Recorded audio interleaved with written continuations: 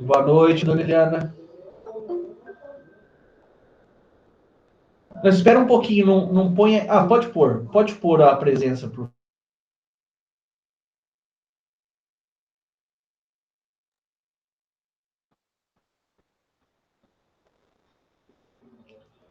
Muito bom. Turma, então vamos dar sequência, como eu havia prometido para vocês, de uma maneira mais suave, né? Nós temos hoje o tema para tratar da responsabilidade internacional dos Estados. Né? É matéria curta, sem muita novidade, até porque responsabilidade civil é um tema que nós já estudamos, já conhecemos, já dominamos, né? Então, nós vamos tratar aí da responsabilidade, suas teorias, das suas teorias, desculpa, argumentos e as excludentes, né? Então, com isso, a gente arremata essa matéria da responsabilidade. A sexta agora nós temos aula ainda, né? Um encontro derradeiro antes da prova. E daí na semana que vem, salvo o melhor juízo, já estaremos em semana de prova a partir da quarta-feira. É isso? Muito bom. Ó, então, antes de mais nada, espero encontrá-los todos bem. Nós tivemos uma semana aí com atividades outras, né? Tivemos semana jurídica, tivemos defesa de banca. Isso, desde quinta. Ótimo. Então, espero que vocês tenham gostado muito da semana jurídica. Uma semana jurídica virtual, diferente. E também tivemos as rodadas aí de bancas. Eu particularmente gostei bastante das bancas das quais participei, tanto como orientador quanto como membro arguidor, né? Fiquei muito feliz, fiquei muito orgulhoso. Trabalhos excelentes foram apresentados ao longo dessa semana e na rodada anterior também, né? Isso é muito bacana. Bom, então vamos lá. Responsabilidade internacional dos Estados, certo? É o tema de hoje.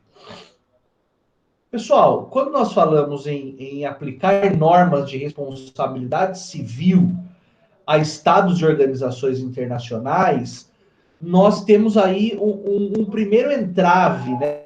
Uma primeira observação que nós precisamos fazer, que é a mesma observação da primeira semana de aula, que nós estamos no âmbito, num ambiente de estados soberanos, de entes soberanos, equiparados a soberanos, não é? E dessa maneira, pela ausência de uma autoridade central, né, que possa impor determinadas condutas, nós ficamos sempre nesse âmbito de o Estado poder ser, por exemplo, jurisdicionalizado, desde que assim ele aceite, né, a jurisdição, né? Então essas controvérsias internacionais, elas nem sempre possuem uma jurisdição automática, uma aplicação automática do direito, né? Dito isso, a gente faz a primeira pergunta da noite. O que significa, o que é responsabilidade internacional dos Estados? Ora, aqui nós estamos tratando de um assunto que é semelhante à responsabilidade civil do nosso direito interno, né? Assim sendo, nós vamos ver ao longo dessa aula que a responsabilidade internacional dos Estados nada mais é do que um mecanismo, né, que aplica sanções de ordem civil, claro, para estados e organizações internacionais que venham a violar normas de direito internacional público. O mesmo acontece quando nós estamos tratando da responsabilidade civil aqui dentro. Quando alguém descumpre uma norma jurídica e gera dano, aplica-se a responsabilidade civil. O mesmo para o direito internacional público, tá? Então tem aí um conceito do Valério Mazzuoli que eu acho importante a gente destacar. Então, é o instituto que visa responsabilizar determinado Estado pela prática de um ato atentatório ao direito internacional, um ilícito, né? Perpetrado contra outro Estado, prevendo certa reparação a esse último pelos prejuízos e gravames que injustamente sofreu. Então, nós estamos aqui num âmbito bem familiar para todos nós, tá? Maravilha. Então, essa responsabilização internacional, ela tem viés tanto patrimonial quanto moral. Então, é possível haver dano patrimonial e dano moral também no âmbito do direito internacional público, né? Aí tem a perguntinha, né? Aplica-se às organizações internacionais? Eu já falei que sim, né? Aplica-se às organizações internacionais tanto quando, desculpa, ela causa dano a outrem, ou quando a organização é lesada, né? Tem um caso famoso, né? A Corte Internacional de Justiça que julgou, dizendo sobre o assassinato de um mediador da ONU. Claro que esse assassinato resulta em dano e prejuízo moral para a organização. Quando ela atua prejudicando outrem, ela também será alvo de responsabilização, mas adianto para vocês que é bastante raro acontecer, né? A organização internacional praticando atos que prejudiquem estados soberanos. É mais comum que ela seja vítima, né? Ora, tudo ok até aqui? Podemos ir adiante? Todos já chegaram, já colocaram suas presenças. Maravilha. Ora, veja, e a título de lembrete, né? Então, o interessante do direito internacional público no último semestre é que ele nos ajuda a lembrar de muitas matérias já vistas. Nós sabemos que a responsabilidade civil pode advir da prática de um ato ilícito, não é? Mas também pode advir da prática de ato lícito. Essa matéria nós já estudamos. De onde pode vir o ilícito?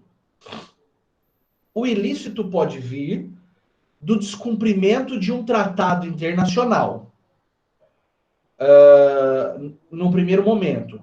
Mas aqui eu digo um tratado bilateral, né? Ou um tratado setorizado, por assim dizer.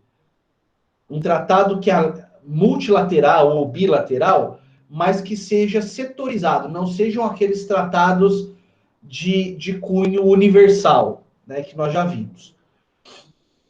Nesse caso, fazendo analogia com o direito civil, quando se viola esse tratado internacional mais particularizado, nós estamos diante de um ilícito relativo. Lembram disso? Né? É um ilícito relativo. Seria algo equivalente à responsabilidade contratual. Tá certo? No entanto, o ato ilícito também pode vir de um descumprimento de um regramento geral de direito internacional, né? Aqueles tratados de amplitude universal, que, uma vez violados e gerando dano, aí nós estamos diante de um ilícito chamado de ilícito absoluto. É o mesmo que o ilícito extracontratual aqui do nosso direito civil. Tá? Então eu tenho o ilícito, o ato ilícito, absoluto ou relativo, e tenho também responsabilidade que advém de ato lícito, do exercício de um direito. Claro que o exercício desse direito feito fora dos seus limites. aquilo que nós convencionamos chamar de abuso de direito. O abuso de direito também gera responsabilização. Antes de passar para o próximo ponto, qual que é a diferença básica entre uma diferença básica ou uma nota distintiva entre o ato ilícito, ou melhor, a responsabilidade civil por ato ilícito e a responsabilidade civil por abuso de direito? É que no ato ilícito, o ato já começa ilícito. Desculpa a redundância. O ato já começa errado. No abuso de direito, não. Existe o exercício de um direito outorgado pelo ordenamento jurídico, mas em determinado momento abusa-se desse direito. E a partir de então, quando se verifica o abuso, eu passo a entender que aquela conduta é contrária ao direito. Entenderam essa ideia? Bom, ainda falando de lícito e ilícito, no caso da responsabilidade por ato ilícito, eu tenho caráter sancionatório. Eu aplico um castigo, não é? No caso da responsabilidade por ato lícito, eu tenho uma indenização de cunho reparatório. Então, repito, no caso do ato ilícito, a indenização ela é sancionatória. No caso do ato lícito, que gera dano, eu tenho aí uma indenização reparatória. Tá bom? Podemos ir adiante, turma? Então vamos lá. A responsabilidade civil internacional, ela tem dois fundamentos básicos, né? Duas premissas que explicam a sua aplicação, a sua própria existência. A primeira premissa é o dever de cumprir as obrigações assumidas, a famosa pacta sunt servanda. E veja, quando eu menciono cumprir as obrigações assumidas, necessariamente eu estou falando de uma responsabilidade que se encontra no bojo de um tratado, notadamente um tratado-contrato, né, que já estudamos também no início do semestre. Descumprida essa obrigação, surge automaticamente a responsabilidade civil. E o outro fundamento é o dever de não lesar outrem, né? E daí me parece que esse dever está vinculado a uma responsabilidade que está fora de um tratado-contrato, né? Que é aquela famosa expressão latina neminem laedere, ou laedere, não lesar outrem. Todo aquele que lesa outrem tem a obrigação de recompor o prejuízo causado. Ótimo. Esses são os fundamentos. Bom, o direito internacional, como nós sabemos, é uma disciplina que tem muitos séculos de existência, desde o seu nascedouro, e agora nós temos aí, por óbvio, hoje um direito civil, um direito internacional, perdão, moderno, não é? Mais sistematizado, mais afinado com os valores da modernidade, mas desde o seu surgimento existem teorias para explicar, não é? a necessidade de responsabilizar aquele Estado que causa prejuízo a outrem, seja por ato lícito, seja por ato ilícito. Então surgiram basicamente três teorias ao longo da história, ao longo do estudo. A primeira é a teoria subjetivista.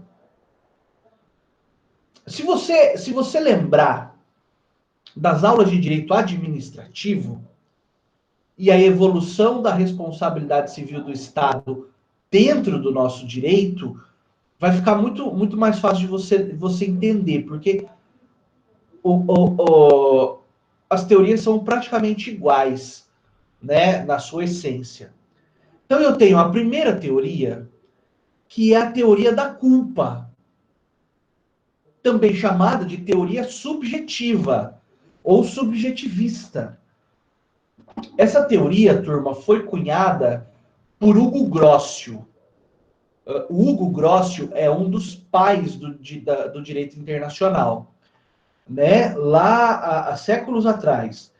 Então, o Hugo Grossio falou o seguinte: olha, para que eu consiga responsabilizar um Estado que causou dano a outro, eu preciso provar o elemento subjetivo. O elemento subjetivo, lembrem, culpa ou dolo, né?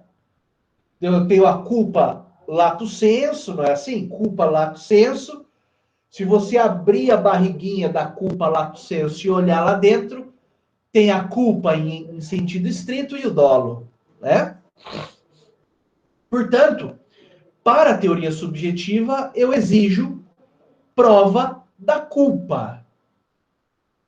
Essa teoria, ela se torna de difícil aplicação, não é verdade? Porque como o Estado não tem vontade, ele não pensa, não sente, não sofre, não se alegra, né? Ele depende efetivamente da atuação de um ser humano que o faça em seu nome, eu teria que provar a culpa do agente público que atuou em nome do Estado e causou dano. Atuou materialmente ou atuou expedindo uma ordem, algo nesse sentido. Isso torna muito difícil. Isso praticamente inviabiliza a responsabilidade internacional, né? Um passo adiante, veio a teoria objetivista, ou chamada teoria do risco. Olha como é muito parecido com o direito administrativo. Para a teoria objetivista, a simples existência do dano já gera a obrigação de repará-lo. Portanto, essa teoria é o oposto da outra. A simples existência de um dano que, claro, decorra de uma violação de normas de direito internacional, por óbvio, isso já é suficiente para gerar a obrigação de reparar o dano, já é suficiente para gerar responsabilidade civil. Prescinde da culpa, certo? Então, essa é uma segunda teoria. A terceira teoria, uma teoria mista, que também é aplicada aqui no direito interno nosso, no direito administrativo. A teoria mista diz o seguinte: olha, não vamos nem ser tão radicais a ponto de só aplicar responsabilidade com culpa, muito menos ser radicais a ponto de punir toda e qualquer conduta, pura e simplesmente pela existência de um dano. Nós podemos chegar a um meio termo. Essa teoria diz o seguinte: nas omissões, a responsabilidade é subjetiva. E nas ações, nas comissões, a responsabilidade é objetiva. Então, dividiu dois campos de aplicação. Sempre que o Estado se omitir e causar dano, claro, há que se provar a culpa nessa omissão. Sempre que o Estado agir e causar dano, aí eu dispenso o elemento culpa. Eu fico com uma responsabilidade objetiva, né? Porque só para a gente retomar, que eu vou falar aqui mais para frente, mas vamos lá. Basicamente, a responsabilidade civil tem quais elementos? Conduta omissiva ou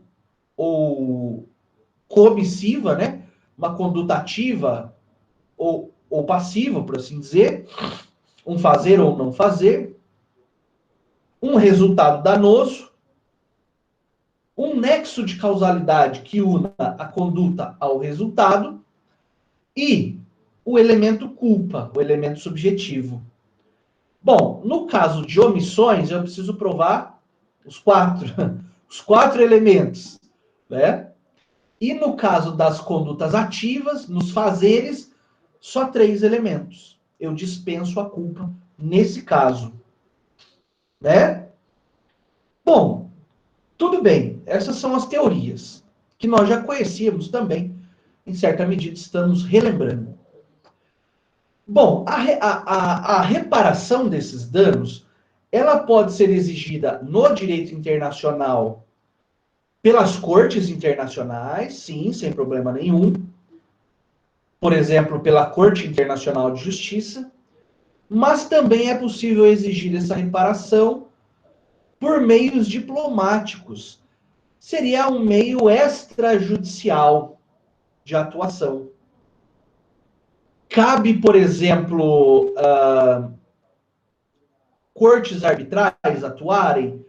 Nada impede, turma. Nada impede, porque aqui eu estou diante de uma controvérsia. Surgida a controvérsia, as partes interessadas podem se utilizar, sim, de cortes arbitrais para solucionar esse problema.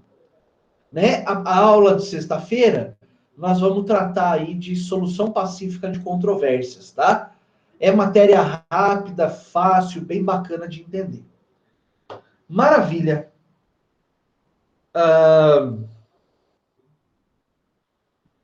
Elementos essenciais agora. Então, os elementos essenciais da responsabilidade civil. Turma, eu dividi o material de vocês, o nosso material, quando falo de elementos, em três etapas. Na primeira etapa, eu vou falar só da responsabilidade por ato ilícito. Na segunda etapa, nós vamos falar da responsabilidade por atos lícitos. Numa terceira etapa, o abuso de direito, tá? E daí nós vamos falar de causas excludentes, já encaminhando para o final desse ponto.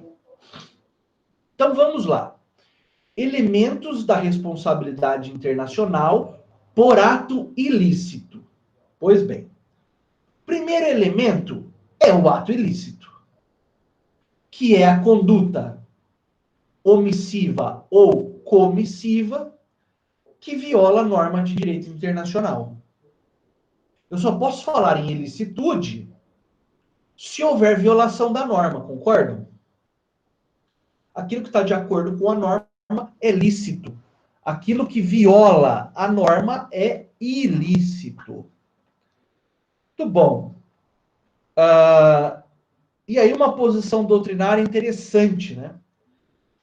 Que se eu tiver dano, daí é óbvio também, né? Se eu tiver dano sem a ilicitude do ato, aí eu não estou no campo do ato ilícito, né? Eu posso estar no abuso de direito, posso estar na responsabilidade por ato lícito, né? Mas fato é que nesse primeiro momento, o primeiro elemento essencial é o ato ilícito violador de norma de direito internacional. A doutrina chama o segundo elemento de imputabilidade. Nós podemos chamar de nexo causal. Pouco importa. Então, veja, para o direito internacional público, o nexo causal também é chamado de imputabilidade, que nada mais é do que vincular o ato praticado, a ilicitude praticada, ao dano verificado. Lembrando que pode ser um dano tanto de ordem patrimonial quanto de ordem moral. Depois a gente traz os exemplos. Joia. O terceiro elemento é o dano. Né? Como disse, pode ser tanto um dano material, patrimonial, ou pode ser um dano moral. Então, ele não necessariamente tem uma expressão patrimonial, né? Mas pode ser uma atuação do Estado A que fira, que machuque a honra, a dignidade do Estado B. Nesse caso, gera-se dano moral. Certo? E aqui Eu estou só elencando esses três elementos, mas você lembra sempre que se a conduta for omissiva, aí é preciso demonstrar culpa em sentido amplo, em sentido lato, que se divide na culpa em sentido estrito e no dolo. Pessoal, tudo ok até aqui? Por favor, me ajudem, só para eu saber como que nós estamos. Tá travando, tá tudo em ordem, tá funcionando bonitinho. Tá tudo ok? Maravilha. Show de bola. Tá filé. Muito bom. Obrigado, Luiz, também. Obrigado, Igor. Então é isso. Essa é a responsabilidade por ato ilícito. Num segundo momento, como eu havia anunciado para vocês, nós olhamos agora para a responsabilidade por atos lícitos. Ou seja, o Estado está a desenvolver uma conduta albergada pelo direito, acobertada pelo direito. E, eventualmente, mesmo estando em conformidade com o direito, venha a causar danos na ordem do direito internacional. Exemplos: utilização de energia nuclear. Vocês lembram da catástrofe natural, da tsunami do Japão? E lá funcionava uma usina nuclear, né, que gera energia elétrica por intermédio do uso da fusão, da fissão nuclear. Fusão não, fissão nuclear. Ora, quando veio a tsunami, que é acompanhada do terremoto, aquela água que é utilizada na usina, que é uma água imprópria, que é uma água radioativa, ela vazou para o oceano, não é? E eventualmente causou danos para países vizinhos. Então veja, na atuação de uma exploração nuclear lícita, adveio um dano. O Estado japonês é chamado, então, a recompor esse dano causado. Petróleo, geralmente no transporte do petróleo, ou mesmo na extração do petróleo. Né? Eu lembro de um vazamento histórico também no Golfo do México, causado por conta de atuação. Na verdade, era uma empresa privada, mas suponhamos que, aqui para encaixar no nosso exemplo, que fosse a administração pública norte-americana, né? Um buraco lá que durante dias e dias sem parar vazou petróleo, né? E esse óleo todo também prejudicou o meio ambiente, prejudicou estados vizinhos. Isso gera dever de indenizar, né? A exploração espacial, olha que interessante. E aí são agências estatais, geralmente, não é? Agora que tem despontado aí alguns particulares se lançando nesse campo. Mas o grosso da exploração nuclear é feita exploração espacial, perdão, é feita pelos estados. E existe lixo nuclear, não é? Lixo espacial, desculpa, na atmosfera e vez por outra ele cai na superfície do planeta. Às vezes ele cai no oceano, na maioria das vezes. Mas eventualmente caindo em outro estado soberano, isso pode também gerar o dever de indenizar, né? Então veja, são atividades nas quais se age conforme a lei, conforme o ordenamento internacional e ainda assim ocorre dano, né? Nesse caso, então, também gera-se responsabilidade internacional, também levando em conta a teoria mista, tá bem? A teoria mista. Omissão com culpa, ação sem culpa. Então veja lá, ó, alguns requisitos, não é? Da responsabilidade por ato ilícito, desculpa. Bom, isso é óbvio, tem que estar em todo lugar, né? Que o dano seja certo. Sim.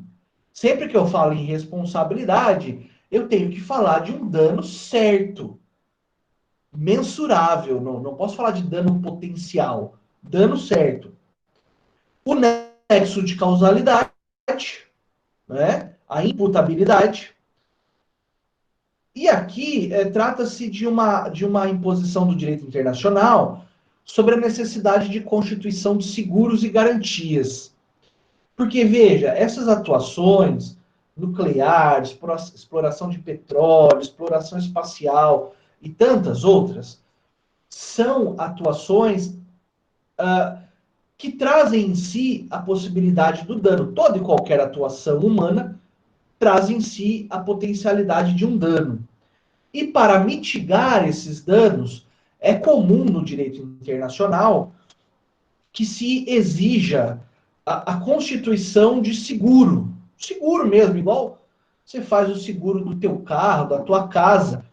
Paga-se uma apólice de seguro para eventuais danos. Ou a constituição de garantias para que esse dano não fique irressarcido. Certo?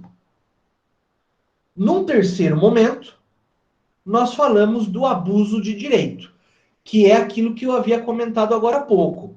No abuso de direito, a conduta começa lícita, conforme o direito, e em determinado momento existe uma extrapolação, né? Um avanço para além dos limites daquele direito, que caracteriza abuso, né? Como está no material aí, veja, é uma atuação contrária à finalidade social. Eu não tenho uma sociedade internacional? Tenho.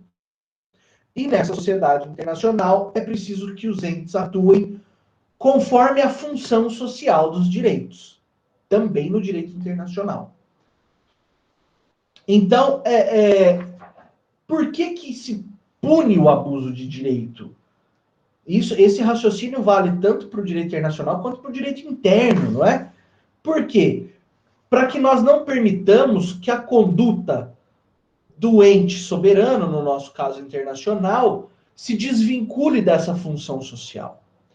Ele pode sim exercer direitos, mas desde que esses direitos não prejudiquem terceiros e estejam vinculados a uma função social, ou seja, de trazer benefícios para a sociedade internacional como um todo. Como que se faz isso, professor? Quer dizer que a exploração de petróleo do Brasil tem que ajudar o mundo inteiro? Não é isso que nós estamos dizendo. Nós estamos dizendo que a exploração de petróleo para o Brasil, pelo Brasil, desculpa, tem que ser realizada de maneira tal que não prejudique os demais. Não é que não exista lançamentos indevidos de óleo no oceano, nas praias e tudo mais. Tá bem? Falhou. Tá bem? Veja, para a gente arrematar esse conteúdo, nós precisamos sempre estudar, quando a gente estuda a responsabilidade. Vocês já perceberam isso? Quando nós estudamos qualquer tipo de responsabilidade, seja penal, administrativa ou civil, vem a reboque o estudo das excludentes da responsabilidade. Porque nem sempre aquele dano causado é voluntário, ou é advindo da imprudência, imperícia, negligência. Muitas vezes esse dano pode ter acontecido por fatores outros que excluem a responsabilidade. No direito internacional não é diferente. Então agora tratemos das excludentes da responsabilidade internacional. Beleza. A primeira excludente é a legítima defesa. A garganta está seca. A primeira excludente é a legítima defesa. Certo? Bom, a legítima defesa nós já conhecemos tanto no direito penal quanto no direito civil nosso, quando estudamos lá o artigo 23 e seguintes do Código Penal e o 1210, parágrafo 1º do Código Civil. Legítima defesa continua tendo aqui a mesma essência, que é uma reação a um ataque. Só que nesse caso aqui do direito internacional, um ataque armado, um ataque bélico, militar. E esse ataque tem que ser atual ou iminente. Certo?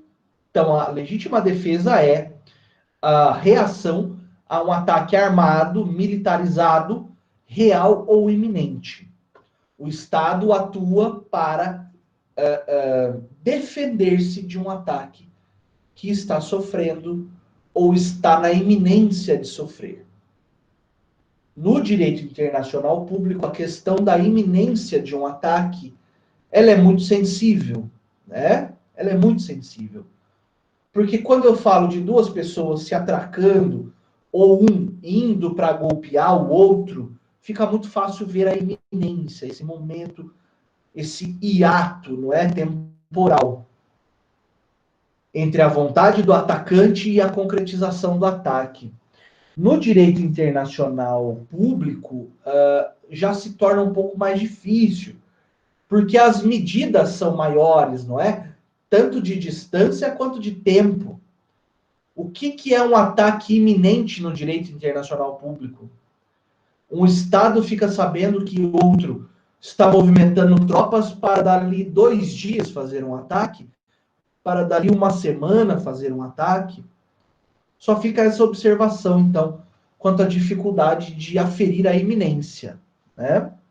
Bom, a legítima defesa, ela é excludente de ilicitude, nesse caso, excludente de responsabilidade, né? Desculpa, porque visa preservar a integridade, a soberania do Estado que se defende. Está na Carta da ONU. Então, olha a importância disso. Está na Carta da ONU, no seu artigo 51. Né? Óbvio que tudo aquilo que nós estudamos em legítima defesa se aplica aqui. É preciso haver proporcionalidade, né? Na defesa. Proporcionalidade entre defesa e o ataque sofrido. Tá bem? E é claro que a ONU pode intervir, né, por meio do seu Conselho de Segurança, para restabelecer a paz naquele local. Tá? Mas eu preciso respeitar esse requisito da proporcionalidade. Daí você pode me perguntar também, o que é proporcional em direito internacional público? Não é?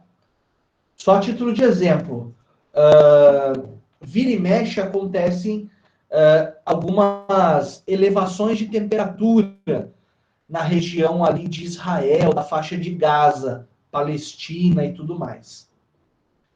A Palestina, geralmente, não que geralmente ela inicie as hostilidades, não é isso que eu quero dizer, mas a Palestina, quando dispara um míssil contra Israel, ela dispara um míssil que é praticamente feito na garagem de casa, que custa em torno de $5.000 para ficar pronto. Ele lança o foguete e não se sabe onde ele vai cair. Não tem controle nenhum. Israel, quando vai disparar mísseis contra a Palestina, lança mísseis que custam em torno de $5 milhões cada, e pode ser controlado por laser, não é? Se você mandar, ele entra pela fechadura de uma porta e leva uma pizza ainda. Então, veja, existe proporcionalidade aí? Isso que eu quero dizer. De um lado, não que eu acho que todo mundo tem que se destruir com as armas mais caras, né? A guerra em si é a falência da humanidade. mas um lado ataca com mísseis que custam em torno de $5.000. O outro ataca com mísseis que custam 5 milhões. Né? Existe proporcionalidade aí? É algo a gente pode questionar. Né? Maravilha. A segunda excludente de responsabilidade é a represália ou a retaliação. Ó, é a agressão em virtude de ato ilícito praticado por outro Estado. É admitida quando trata-se de resposta à violação de normas internacionais. Aqui eu não necessariamente estou falando de conflito armado. Quando eu falo agressão, pode ser, por exemplo, uma agressão econômica. Né? Por exemplo, o Estado que se acha prejudicado na controvérsia lança um embargo econômico contra o seu agressor, o suposto agressor. Isso é um ataque, mas de cunho econômico. Tá? Algo que já aconteceu muito mais na história, hoje em dia menos, lança um bloqueio naval que impede que o Estado supostamente agressor receba mercadorias de outros países. Isso é retaliação ou represália. Tá? Também deve ser proporcional, né? Sob pena aí de o Estado retaliante ser considerado o causador do dano, né? Isso, a legítima defesa e as retaliações ou represálias são chamadas de contramedidas. Contramedidas. Na sequência, eu tenho outras excludentes, como, por exemplo, a prescrição. A prescrição, nós já estudamos, lá nas aulas de Direito Civil 3, é a perda da pretensão a uma reparação pelo decurso do tempo. Não é isso? Veja, se prescreve a pretensão de reparação, está excluída a responsabilidade internacional. Por inércia da própria vítima, por assim dizer. Tá, daí você vai dizer, mas e aí? Qual que é a prescrição internacional, professor? Eu vou dizer uma excelente pergunta. A prescrição internacional tem que ser procurada em cada tratado internacional, especialmente naquele que foi violado. Vai ter uma cláusula de prescrição nesse tratado e nós vamos lá vê-lo, lê-lo e descobrir qual que é a prescrição naquele tratado em específico. Tá? Então eu não tenho, como tem o 205 e o 206 do Código Civil, com prazos pré-estabelecidos de prescrição. Não, aqui vai depender da análise do caso concreto e do tratado que foi violado. Maravilha. Quarta forma de exclusão ou atenuação, né, da responsabilidade é o estado de necessidade. Também conhecido de todos nós, tanto no direito penal quanto no direito civil. O que é um conceito, estado de necessidade? É assim, ó, a gente pode conceituar assim. É a causação de um dano para afastar perigo maior. Então, para preservar um bem jurídico maior, eu acabo violando o outro de menor envergadura. Né? Lembra disso? Isso é estado de necessidade. Para a doutrina, no direito internacional, o estado de necessidade não exclui a responsabilidade. Porque, veja, não é dado a nenhum Estado soberano prejudicar outrem. Então, eu não posso acobertar esse prejuízo causado, ainda que em estado de necessidade.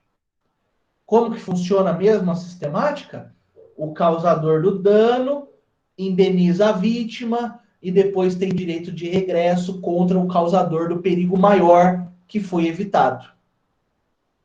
Lembram disso? É assim que funciona. Artigo 188 do Código Civil e 23 e seguintes do Código Penal. E daí tem também, claro, né, uma quinta forma, que é a participação da vítima. Quando eu falo vítima aqui, turma, eu estou falando de estados soberanos, né? Então, veja, conforme a intensidade da participação da vítima, eu posso ter uma excludente ou uma atenuante de responsabilidade. Se houve culpa exclusiva da vítima, exclui a responsabilidade. Se houve culpa concorrente da vítima com o agressor, então um Estado soberano agiu com culpa, outro também, mas só o primeiro teve dano. O que eu tenho é uma atenuação da responsabilidade. Aí não exclui, só diminui a responsabilidade civil. E daí, por último, número 6, força maior, caso fortuito, perigo externo, todos esses conceitos que nós já conhecemos do direito civil também servem como excludentes de ilicitude. Isso, em certa medida, é controverso, né, turma? Porque se eu aplicar a teoria do risco integral em algumas atividades, como, por exemplo, atividade nuclear, petroleira e outras, aí não cabe excludente por caso fortuito, força maior, na verdade não cabe excludente nenhuma, né? Então isso também há que ser visto com certa parcimônia, com certo cuidado, para que eu não isente indevidamente um Estado da sua responsabilidade. Reparação do dano, turma. Bom, a reparação do dano, ela pode ser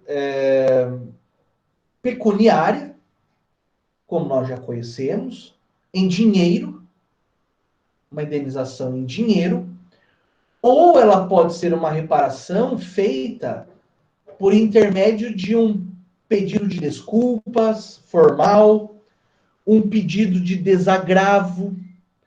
É claro que no dano patrimonial a responsabilidade é patrimonial. No dano moral, é possível sim que se admita pedido formal de desculpas, ato de desagravo, não é? Que são reparações não pecuniárias.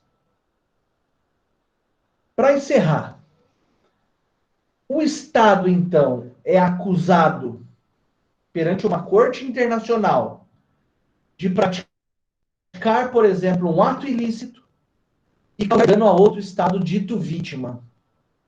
Ao final do processo, o Estado acusado é condenado e tem que arcar com poupuda indenização. A doutrina, há um tempo, se pergunta: cabe direito de regresso do Estado condenado em relação ao seu agente público que emitiu a ordem ou que praticou o ato que causou o dano indenizado? Isso é muito difícil, né? Quando nós estamos no direito interno, ainda que nós tenhamos algumas indenizações um pouco mais altas, nem sempre elas são tão vultosas. Imagina no direito internacional, quantos milhões de dólares podem ser arbitrados a título de indenização. Então a doutrina tende a pensar que nesse caso específico não caberia direito de regresso. Primeiro, por conta dos altos valores, né? E segundo, porque a princípio não há nenhuma normatização internacional que garanta esse tipo de direito. Tá certo? Turma, como é que nós estamos? Tudo em ordem? Alguma dúvida?